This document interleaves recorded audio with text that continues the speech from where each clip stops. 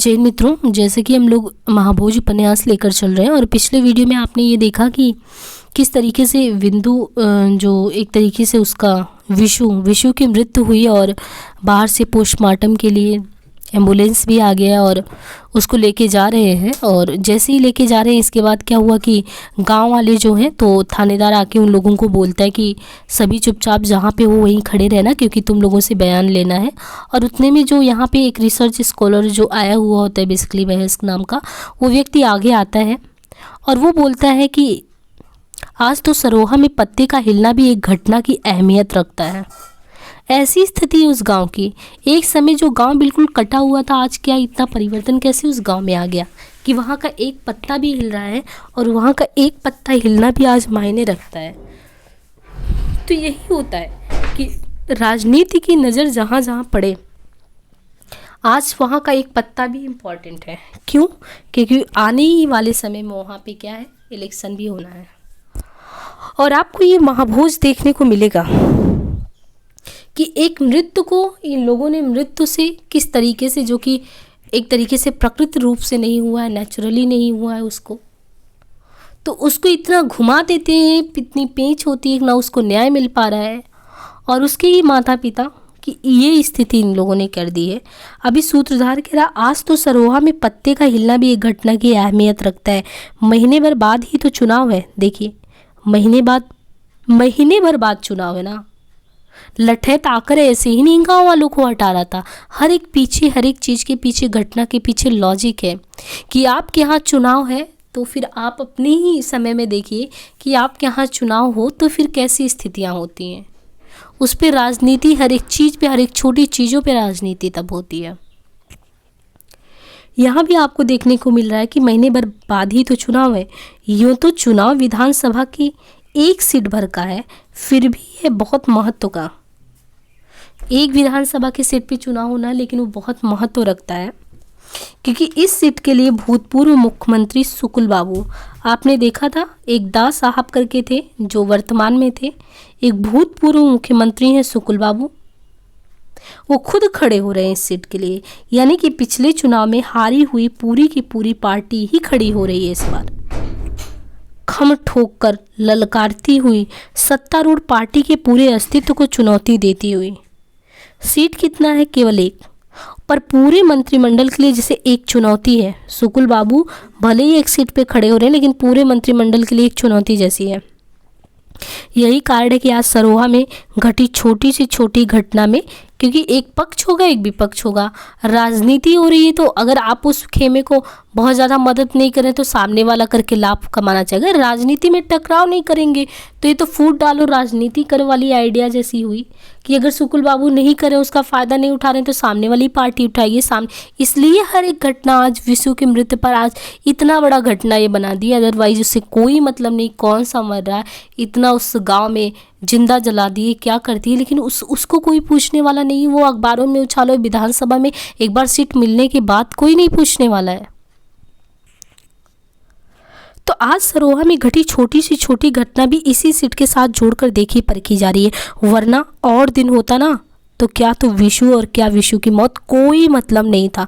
आज आप कनेक्ट कर सकते हैं इन डॉट्स को कि ये उपन्यास ये आज की स्थिति को, यही आज की स्थिति को बयां करती। भले ही उस समय की ये स्थिति हो, लेकिन ये उस समय से लेके आज तक भी वो चीज़ें देखने को मिलती हैं।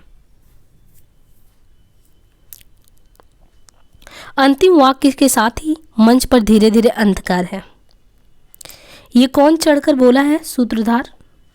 उन्होंने कि अंतिम वाक्य के साथ उन्होंने ये सबको लोगों को समझाया कि तुम लोग तो गलतफहमी में मत रहना। आज सरोहा की एक एक घटना इसलिए घटना बनी हुई है क्योंकि यहाँ पर भूतपूर्व सुकुल बाबू खड़े होने वाले हैं, पूरे अस्तित्व को चुनौती मिलने वाली, इसलिए एक एक सीट की एक एक सदस्य मायने रखते, इसलिए आज यहाँ पे, नहीं तो ना विशु का मतलब होता ना विशु की मौत का मतलब होता। इतने पे वो दृश्य समाप्त होता है, दूसरा वाला प्रारंभ होता है। अब दूसरा है दृश्य दूसरा, सेकंड में होता है कि शहर, अभी ये गांव का है, अभी ये सेकंड आप देख रहे हो कि ये शहर का है। शहर का है, शहर में मसाल पत्रिका थी, मसाल साप्ताहिक का कार्यालय, जो पत्रिका छपती थी मसाल, उस साप्ताहिक का कार्यालय है। भवानी अपनी मेज पर फैली फाइलों में व्यस्त है, असिस्टेंट के तौर पे रहता है आई थिंक वो। हाँ, तो भवानी जो होता है अपनी मेज पर फैली फाइलों में व्यस्त है, कभी एक फाइल खोलता है तो कभी दूसरी। उसके स्वभाव का उतावलापन उसके काम करने के ढंग से साफ जाहिर है। बीच बीच में वह कुछ गुनगुनाता भी रहता है। नरोत्तम का प्रवेश होता है, चुस्त दुरुस्त, लेकिन गर्मी में लंबा सफ़र करने के कारण चेहरे पर थकान, धूल और पसीना। नरोत्तम कहते हैं दत्ता बाबू नहीं आए अभी तक। दत्ता बाबू भवानी ऊपर से नीचे तक नरोत्तम के हुलिये का मुआयना करके, आकर फिर गए हैं काम से, मतलब आए थे फिर काम से गए। पर तुमने अपना ये हुलिया क्यों बना रखा है? कैसे? नरोत्तम सरोहा से सीधे यहीं चला आ रहा हूँ। अब वो कह रहे हैं कि सरोहा से सीधे यहीं चला आ रहा हूँ। कंधे पर लटका बोला मेज पर डालकर कुर्सी पर पसर जाते हैं। वहाँ आज फिर एक हत्याकांड हो गया। सवेरे सवेरे पुलिया पर लाश पाई गई। भवानी उत्सुकता से, सरोहा में किसकी लाश पाई गई? नरोत्तम विशेषण नाम के किसी आदमी की, जिसे सब विशु कहते थे। वैसे शरीर पर चोट या घाव का तो कोई निशान नहीं था, न ही आसपास कोई हथियार मिला। भवानी ये सुनकर ही जैसे उत्साह ठंडा पड़ गया हो। यानी normal death? Narottam normal death. अब देखिए इनके लिए एक मृत्यु भी होती है कि अगर वो नॉर्मल डेथ हो गई तो भैया इनकी पत्रकारिता में कहाँ से चटक मटक मसाले आएंगे? उसके लिए कोई मसाला तो चाहिए। उनका पूरा उत्साह ही फीका पड़ गया कि नॉर्मल कैसे हो गया, नॉर्मल हो गया तो हम उसका चीड़फाड़ कैसे करेंगे। नरोत्तम कहता नॉर्मल? सरोहा में कुछ भी नॉर्मल रह सकता है आजकल? देखिए ये खुद ही बता रहे हैं कि आजकल, ये ध्यान रखना कि आजकल, हाँ वो डेली कुछ भी होता, चाहे किसी की मर्डर हो, कुछ भी हो, तो वो आजकल नहीं है। आजकल के मायने बहुत अलग हैं, क्योंकि आजकल का मतलब कि एक माह बाद वहाँ पे चुनाव होने वाला है, और एक माह बाद चुनाव, तो आजकल कुछ भी वहाँ नॉर्मल नहीं होता। तो अभी तो पता खड़केगा ना, वो भी एक ही घटना है।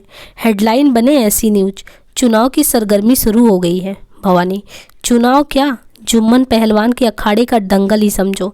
भूतपूर्व मुख्यमंत्री शुक्ल बाबू खड़े हुए हैं खम ठोक कर वहाँ से। लेकिन ये विशेषण था कौन? नरोत्तम वहीं के एक खैत मजदूर का लड़का था, हरिजनों का हमदर्द, चाहो तो लीडर भी कह लो। भवानी तब तो उसको प्रसन्न हो गया कि मतलब ये तो मिल गया मुद्दा हमको, हरिजनों का हमदर्द, चाहो तो उसको लीडर भी कह सकते हैं। भवानी प्रसन्न होकर, हरिजनों का लीडर था वो? फाइलें एक तरफ सरका कर कुर्सी का मुंह नरोत्तम की ओर कर बैठ जाता। अरे वाह, तब तो मामला तूल पकड़ेगा, 2 अंकों का मसाला पक्का। क्षणिक विराम, ये बताओ, उससे पूछता है कि ये बताओ जरा कि पुलिस पहुंची या कि नहीं पहुंची? पहली बार तो हद कर दी थी, 9 आदमियों को जिंदा जला दिया गया और 2 दिन तक पुलिस के नाम पर खाकी टोपी तक नहीं दिखाई दी। देख लीजिए स्थिति, देखिए ये है एक तरीके से कंट्राडिक्टरी विरोधाभास आपको देखने को मिल रहा है यहाँ पे। एक समय जब 9 आदमियों को जिंदा जला दिया गया, 2 दिन तक, इतनी बड़ी घटना कि 2 दिन तक वहाँ पुलिस के नाम पर खाकी टोपी तक नहीं पहुंची थी। आज विशु की मौत पे थानेदार पहुंच गए और चीड़-फाड़ करवा रहे हैं, पोस्टमार्टम करवा रहे हैं। क्यों? क्योंकि चुनाव है, चुनाव में सब जायज है, चुनाव में पूरा ध्यान उसी गांव पर है। नरोत्तम इस बार तो मुख्यमंत्री के खासुल खास पांडे जी वहाँ गए थे। देखिए इस समय मुख्यमंत्री के कौन गए थे? खासम खास पांडे जी वहाँ पहुँचे थे। थानेदार भी तुरंत मौके पर हाजिर हो गए थे। पोस्टमार्टम के लिए लाश भी शहर पहुँच चुकी। सब काम फटाफट हुआ। सिगरेट सुलगाकर, अच्छा भवानी भाई, ऐसा नहीं लगता कि सरोहा में खेत मालिकों के अत्याचार बहुत बढ़ते जा रहे हैं? कानून का तो जैसे कोई डर ही नहीं रह गया उन लोगों को। भवानी अब भवानी कह रहा है कि देखिए भैया, जब सैया भय कोतवाल तो डर काहे का। इन लोगों तक पहुँचते पहुँचते कानून भी साला लंगड़ा हो जाता है। ये है सबसे बड़ा कटाच। एक स्थिति तक पहुँचते पहुँचते कानून भी क्या हो जाता है? लंगड़ा हो जाता है कि न्याय जो है कहाँ से चला और वो रास्ता पथिक बन के चलते चलते यहाँ तक आते आते वो खुद ही लंगड़ा हो गया।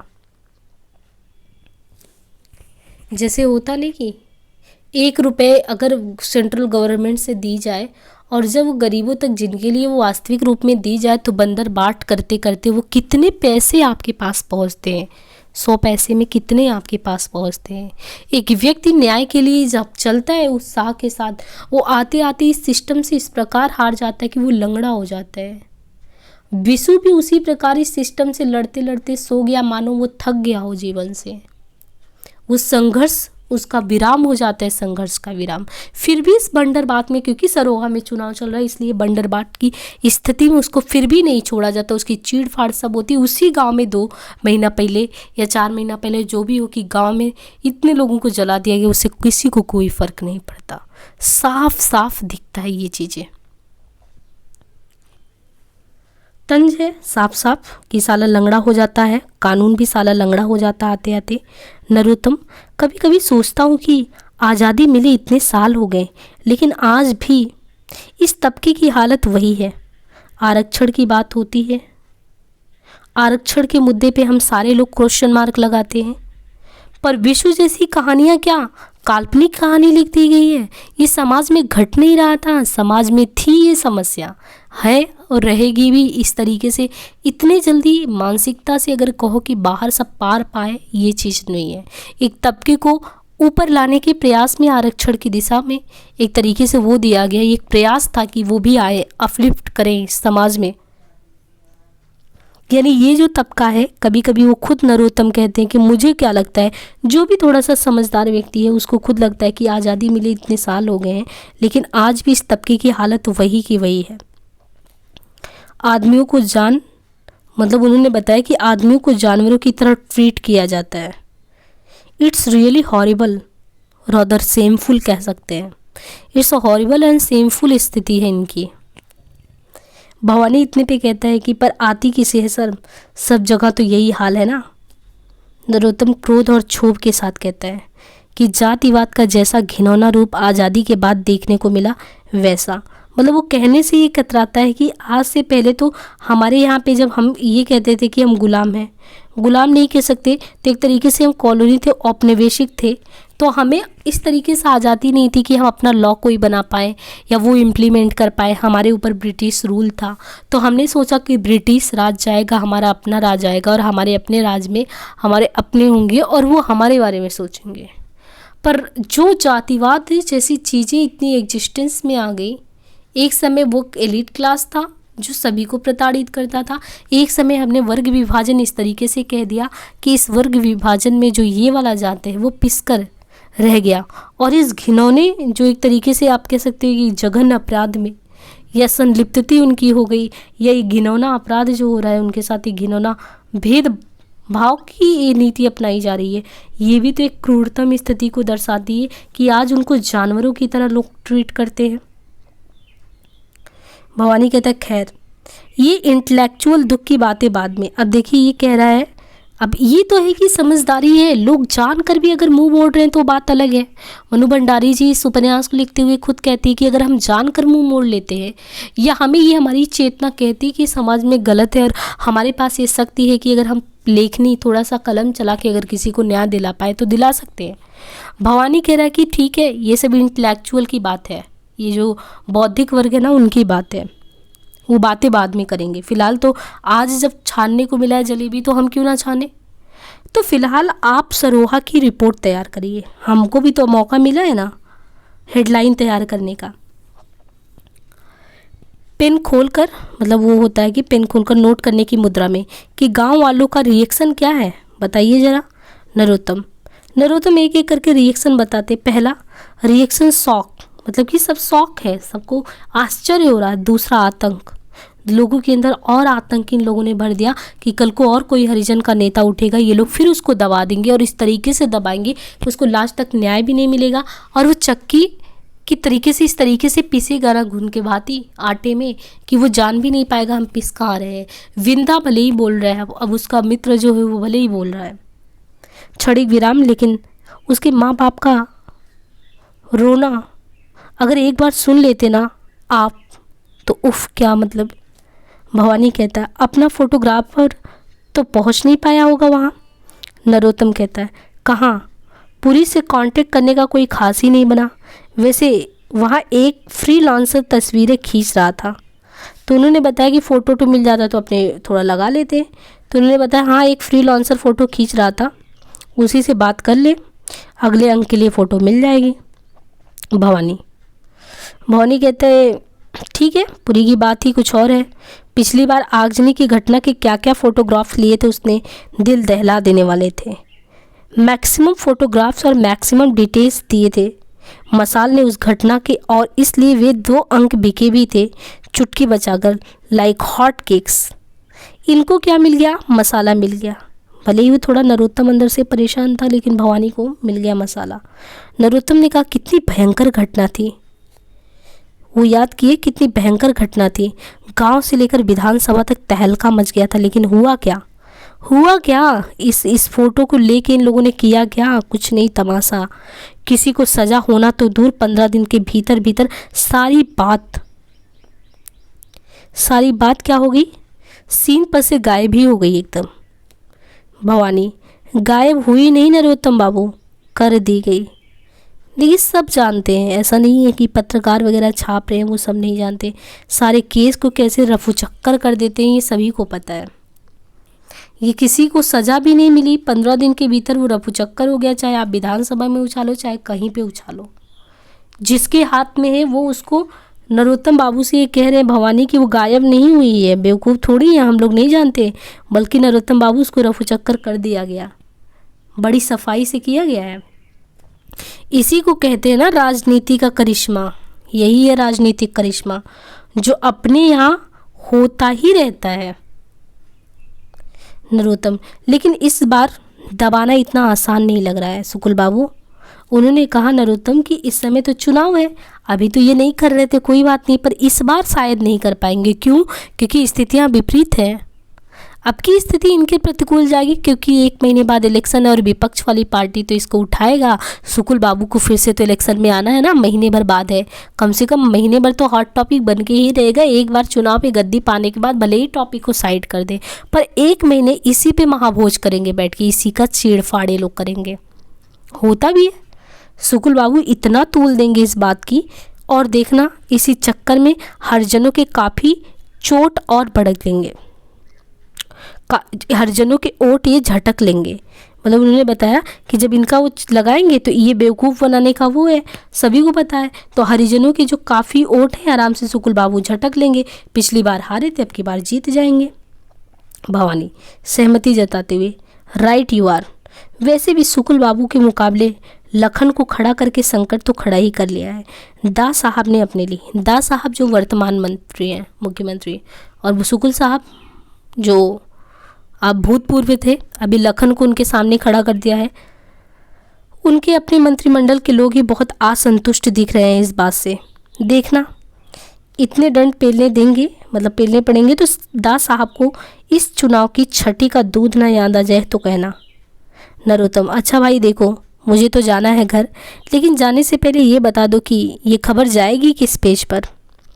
भवानी कहता ओह ये तो देखना पड़ेगा। डमो उठाकर मतलब जो बना हुआ है उसको पलट कर देखता है, अंक तो सारा कंपोज हो गया, बस खेल खिलाड़ी वाला पेज बाकी रह गया है। नरोत्तम, अरे वो कोई कुश्ती में थोड़ी ही मारा गया है जो खेल खिलाड़ी वाले में जाके दाग दोगे, जरा गंभीरता से देखो, न्यूज़ जाएगी फ्रंट पेज पर, समझेगी नहीं।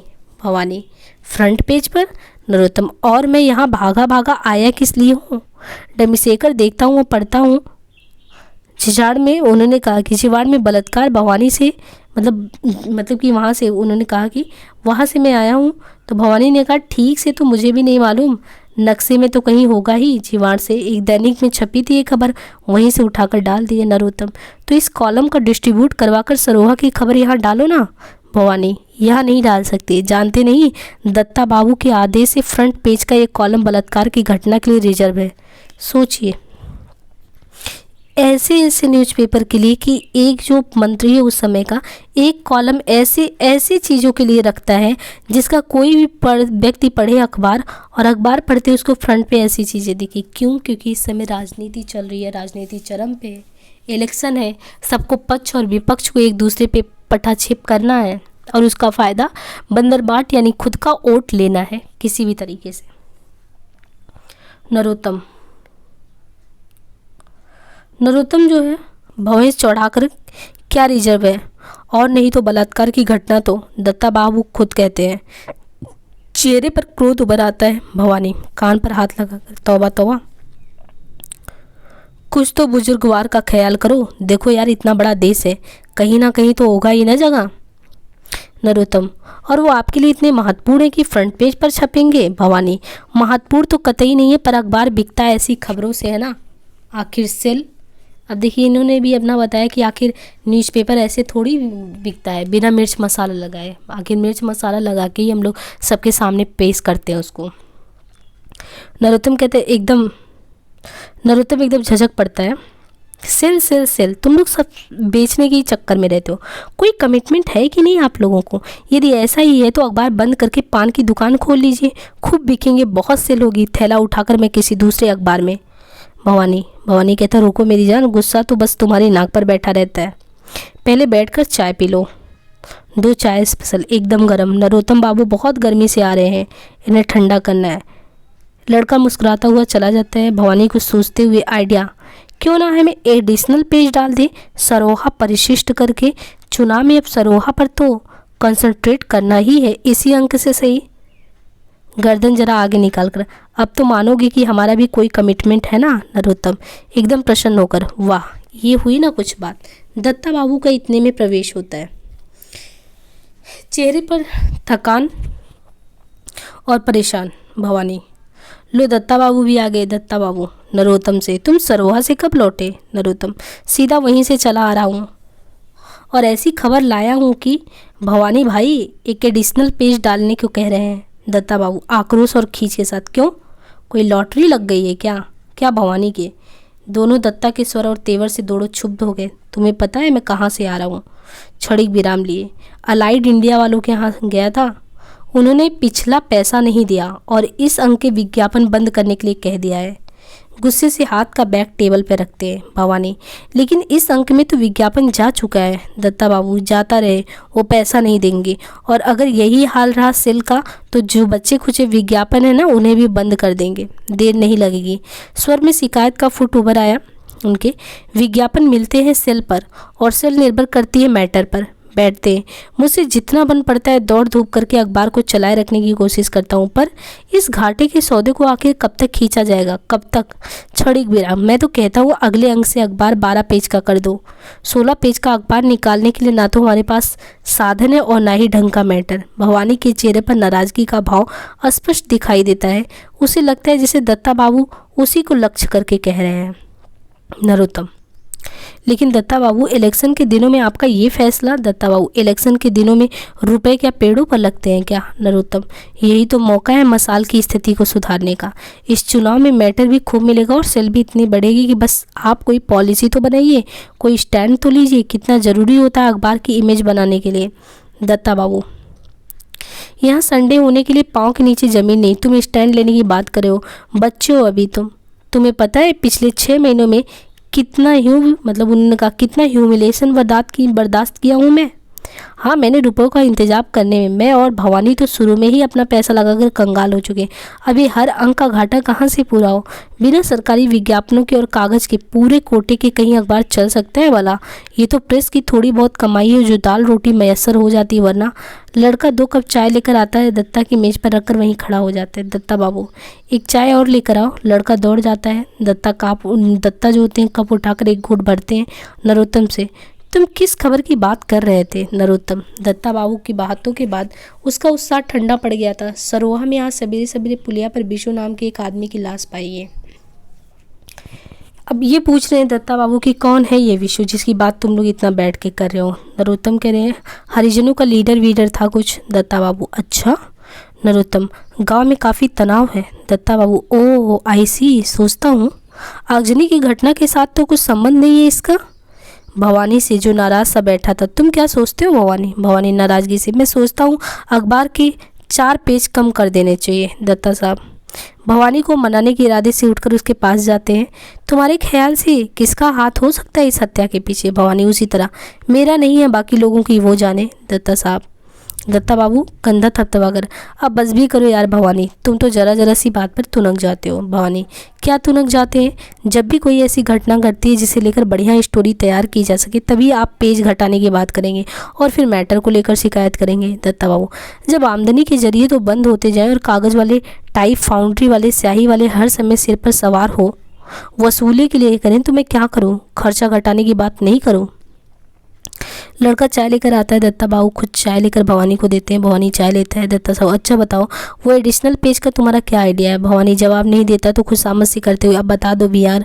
भवानी चाय का प्याला रखकर पहले वाले उत्साह के साथ, देखिए इस वारदात से, अब ये समझा रहा है उनको कि इस वारदात से सुकुल बाबू की अधपकी खिचड़ी में निश्चित रूप से एक जोर का उबाल आएगा। इसलिए हम क्या सोच रहे थे कि अपनी तरफ से भी कुछ मिर्च मसाला जड़ ही दे, इसका पुलाव बनाया जाए और एक एडिशनल पेज पर सजाकर जनता जनार्दन को पेश कर दिया जाए। ठीक है। नरोत्तम कह रहे हैं कि ओह, ये हेडलाइन होनी चाहिए, सरोहा में आज सवेरे सवेरे पुलिया पर एक आदमी की लाश पाई गई। भवानी कहता है, धत तेरी की यार, तुम हेडलाइन इतना सपाट क्यों बना रहे? थोड़ी मिर्च मसाला लगा के बनाना चाहिए। तो एक क्षण सोचने के बाद सरोहा में फिर एक रहस्यात्मक हत्या, लाश पुलिया पर मिली, गांव में भारी खलबली। हेडलाइन हमेशा कैची होनी चाहिए, कैची। सहज होकर जो पढ़े वो अखबार जरूर खरीदे। नरोत्तम, लेकिन अभी मौत का कारण कहाँ पता लगा है? भवानी, कारण जो पता लगेगा वो अगले अंक में जाएगा। आप देखिए तो दत्ता बाबू, पूरे 3 अंकों का मसाला निचोड़ेंगे इस घटना से। दत्ता बाबू हथियार डालने के भाव से, ठीक है भाई, अगर तुमको इतना ही भरोसा है कि इससे अखबार की बिक्री बढ़ जाएगी तो डाल दो पेज, लेकिन हेडलाइन के बाद इस पेज में दोगे क्या? है कुछ मैटर? भवानी कुछ सोचते हुए, मैटर के लिए नरोत्तम तुम फिर सरोहा जाओ और गांव वालों के और उसके घर वाले के इंटरव्यू लेके आओ। नरोत्तम, कौन देगा इंटरव्यू वहाँ पे? डर के मारे मुँह सिले हुए हैं सबके। तीनों सोच में पड़ जाते हैं। दत्ता बाबू, तुम काशी को जानते हो? नरोत्तम प्रश्नवाचक भाव से देखता रहता, अरे भाई वही सुकुल बाबू का इलेक्शन कमांडर। नरोत्तम, जानता तो नहीं, लेकिन चुनाव के चक्कर में दिखाई देते हैं आजकल सरोहा में। दत्ता बाबू, तो उसको पकड़ कर, मतलब उसको पकड़ो जरा जाके, वो लोकल आदमी है ना, रेसा उधार कर रख देगा इस घटना का अपनी कमेट्री के साथ। भवानी, मौका लगे तो एक काम और कर लेना, खेत मालिकों को भी छान लेना, दोनों पक्षी की बात होगी तो कंट्रोवर्सी पैदा की जा सकती है। दत्ता बाबू, बस अब तुम आंधी की तरह जाओ और तूफान की तरह लौटो। भवानी, कल सवेरे तक सारा मैटर और 3 फोटोग्राफ्स और एक लाश का, एक रोते हुए माँ बाप का और एक डरे सहमे लोगों का मुझे मिल जाए तो परसों इस पेज के साथ ही अंक निकले। नरोत्तम फुर्ती से थैला उठाकर चलते हैं। भवानी दरवाजे तक उनके साथ जाते हैं और बेस्ट ऑफ लक कहकर उनको विदा कर देते हैं। इतने पे अंधकार होता है। आगे नेक्स्ट वीडियो में। Thank you.